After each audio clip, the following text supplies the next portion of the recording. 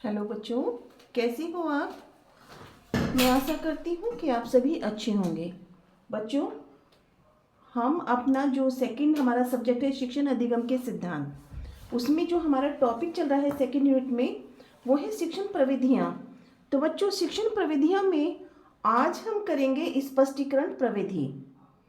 स्पष्टीकरण प्रविधि जिसे हम उद्घाटन विधि के नाम से भी जानते हैं। इसे हम इंग्लिश में क्या कहते हैं बच्चों, अंग्रेजी में एक्सप्लेशन। ठीक है, स्पष्टीकरण क्या होता है बच्चों, एक्सप्लेनेशन करना, किसी चीज़ को एक्सप्लेन करके बताना। चलिए सभी बच्चे अपनी नोटबुक लेकर बैठें और बच्चों अपना नोट करते रहिए। आपके पास अपने नोट होंगे तो आपके काम आएंगे वो। चलिए बच्चों, अब हम देखते हैं कि स्पष्टीकरण प्रविधि क्या है। किसी विषय वस्तु या घटना को अच्छी तरह से समझाना स्पष्टीकरण कहलाता है।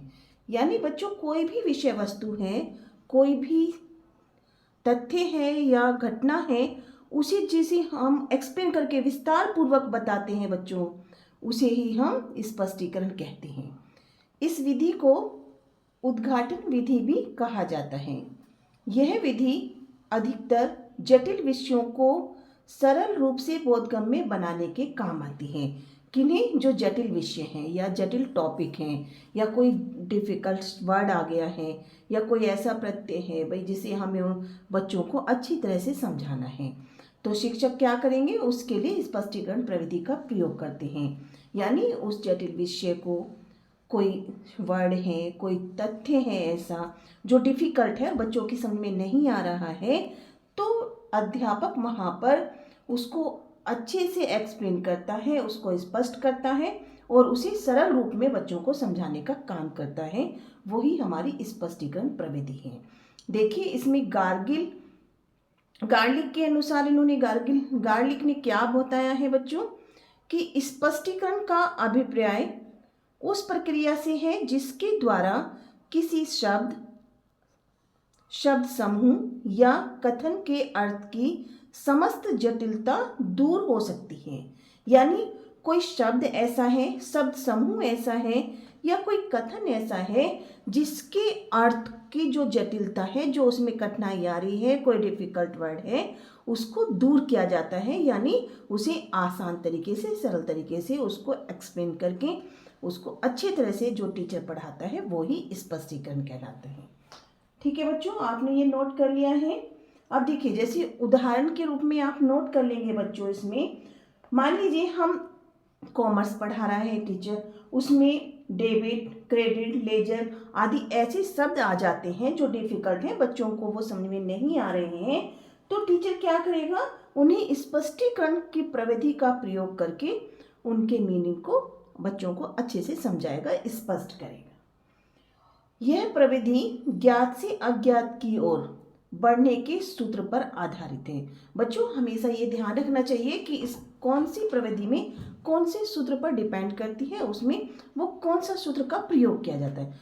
तो हमने ज्ञात से अज्ञात की ओर हम जानते हैं, यानी बच्चे को जितना मालूम है और जो मालूम नहीं है वो टीचर जो उसे मालूम है उससे नई विषय वस्तु को जोड़ करके आगे बढ़ता है। यानी ज्ञात से अज्ञात की ओर, जो उसे मालूम है और जो नहीं मालूम है उसको टीचर उसको समझाता है। तो स्पष्टीकरण पूर्ण तथा विस्तृत होता है। तो बच्चों आपको इसका मीनिंग सबने नोट कर लिया होगा, समझ में आ गया होगा कि जब किसी भी तथ्य को, किसी भी शब्द को या कोई भी विषय वस्तु ऐसी है जिसे अच्छी तरह से समझाना, उसे सरल शब्दों में समझाना, उसे विस्तार से समझाना ही स्पष्टीकरण कहलाता है। चलिए अब बच्चों हम नोट करेंगे स्पष्टीकरण प्रविधि का प्रयोग करते समय ध्यान देने योग्य बातें, कि कौन कौन सी बातों का हमें ध्यान रखना चाहिए जब शिक्षक स्पष्टीकरण प्रविधि का प्रयोग कर रहा है। सबसे पहले बच्चों, स्पष्टीकरण केवल उपयुक्त स्थानों पर ही किया जाना चाहिए। यानी जहां पर स्पष्टीकरण करने की आवश्यकता है उन्हीं स्थानों पर स्पष्टीकरण प्रविधि का प्रयोग किया जाए। सेकंड है, किसी भी कठिन शब्द, प्रत्यय अथवा तथ्य का स्पष्टीकरण पूर्ण आत्मविश्वास के साथ किया जाना चाहिए। यानी जो कठिन शब्द है या कोई प्रत्यय है या विषय वस्तु है, जब शिक्षक उसका स्पष्टीकरण कर रहा है तो पूर्ण आत्मविश्वास के साथ करें, यानी उसको उस विषय की अच्छी नॉलेज होनी चाहिए, तभी वो उसको अच्छे से बच्चों को समझा सकता है। थर्ड है बच्चों, स्पष्टीकरण की भाषा सरल, बोधगम्य व स्पष्ट हो। अर्थात बच्चों जो स्पष्टीकरण कर रहा है शिक्षक, तो वो उस भाषा का प्रयोग करे जिसे बच्चे अच्छे से समझ सकें, यानी उनकी मातृभाषा हो। ठीक है, भाषा सरल हो, बोधगम्य हो, यानी उनकी समझने में आने योग्य हो और स्पष्ट हो। नेक्स्ट है बच्चों, स्पष्टीकरण विधि जो विद्यार्थियों के मानसिक स्तर के अनुरूप होना चाहिए। अर्थात स्पष्टीकरण जब शिक्षक कर रहा है तो वो वहाँ पर विद्यार्थियों के मानसिक स्तर का भी ध्यान रखे, यानी विद्यार्थियों के मानसिक स्तर के अनुरूप ही स्पष्टीकरण करे शिक्षक। नेक्स्ट है बच्चों, शिक्षक में रोचक ढंग से स्पष्टीकरण करने की योग्यता व क्षमता होनी चाहिए। किसमें? शिक्षक में, क्योंकि स्पष्टीकरण कौन दे रहा है? कौन विषय वस्तु की कठिनाई को दूर कर रहा है? शिक्षक।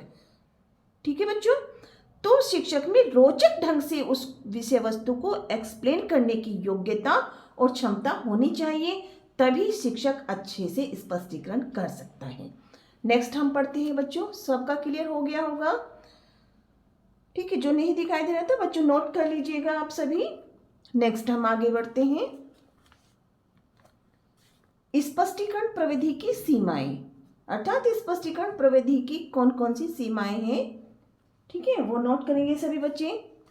फर्स्ट है बच्चों जिस विषय बिंदु पर स्पष्टीकरण प्रविधि का प्रयोग किया जाता है उसके विशेष पक्षों का निर्धारण करना कठिन होता है। अर्थात कि जो विषय वस्तु है उसमें कौन कौन से विशेष पक्ष हैं जिन पर स्पष्टीकरण देना है। कभी कभी ये अध्यापक के लिए ये कठिन हो जाता है, डिफिकल्टी आती है कि भाई मैं कौन से बिंदु पर स्पष्टीकरण करूं। नेक्स्ट है बच्चों, स्पष्टीकरण का मानदंड निश्चित करना असंभव है। यानी बच्चों स्पष्टीकरण का मानदंड निश्चित करना कैसे असंभव है? ये विषय जो है बच्चों शिक्षक का अधिकार और उसकी अंतर्दृष्टि ही तय करती है कि वो किस भाषा का प्रयोग कर रहा है, किस प्रकार से वो उसका स्पष्टीकरण कर रहा है विषय वस्तु का। तो उसका मानदंड जो है वो अध्यापक क्या अधिकार होता है उस पर, उसकी अंतर्दृष्टि के ही तय करती है कि भाई हाँ मैं उसको सही बता रहा हूँ, मेरे तर्क के अनुसार ये बात बिल्कुल सही है। नेक्स्ट है बच्चों, स्पष्टीकरण की उपयुक्तता के संबंध में निर्णय लेना कठिन कार्य है। ठीक है भाई, स्पष्टीकरण ये उपयुक्त है विषय वस्तु के संबंध में, वो तालमेल खा रहा है नहीं खा रहा है, इसका निर्णय लेना भी एक कठिन कार्य है। किस पक्ष पर स्पष्टीकरण उपयुक्त होगा इसे सरलता से ज्ञात नहीं किया जा सकता। नेक्स्ट है बच्चों, स्पष्टीकरण में तथ्यों को तार्किक क्रम में एवं व्यवस्थित रूप में से छात्रों के समक्ष प्रस्तुत अर्थात स्पष्ट करना आवश्यक है। यानी स्पष्टीकरण में जो तथ्य हैं उनमें क्रमबद्धता हो, व्यवस्थितता हो, और ये एक व्यवस्थित रूप में ही छात्रों के द्वारा छात्रों के समक्ष स्पष्ट किया जाना भी आवश्यक होता है। नेक्स्ट है, स्पष्टीकरण अध्यापक की पूर्व तैयारी के बिना संभव नहीं है। अर्थात जब शिक्षक विषय वस्तु को पढ़ा रहा है उसकी पूर्व प्लानिंग क्या है, कहाँ पर उसे स्पष्टीकरण देना है, किन तथ्यों को समझाना है, क्या उनका मीनिंग है, तो ये जो है बच्चों शिक्षक की पूर्व तैयारी, यानी वो पहले से उसे उसकी नॉलेज होनी चाहिए कि मुझे इन शब्दों पर, इस विषय वस्तु पर, इस पक्ष पर या इन जो हमारे तथ्य हैं इनको स्पष्ट करना है। उनको खुद से उसको नॉलेज होगी तभी एक जो शिक्षक है वो एक अच्छा स्पष्टीकरण कर सकता है, उस विषय वस्तु को एक्सप्लेन कर सकता है। अब बच्चों देखिए जैसे स्पष्टीकरण है, स्पष्टीकरण में क्या है बच्चों, जैसे मान लीजिए साइंस का टीचर है वो किसी बीज यानी सीड्स के बारे में बता रहा है कि भाई ये, या फिर वो जैसे मान लीजिए कोई ट्री है उसके बारे में बता रहा है, तो जब वो उसे एक्सप्लेन करता है यानी विस्तार से बताता है कि बच्चों जो ये पेड़ होता है इसकी ये रूट्स होती हैं, ठीक है, इनका यूज़ क्या है, ये तना है, ठीक है, इसकी ये शाखाएं हैं, ये पत्तियां हैं, पत्तियों का काम क्या होता है, या भोजन बनाने का काम पत्तियां किस प्रकार से करती हैं, प्रकाश संश्लेषण की प्रक्रिया का किस प्रकार से करती हैं, तो वो सारा जो प्रोसेस वो बता रहा है शिक्षक, तो बच्चों वो ही स्पष्टीकरण कहलाता है।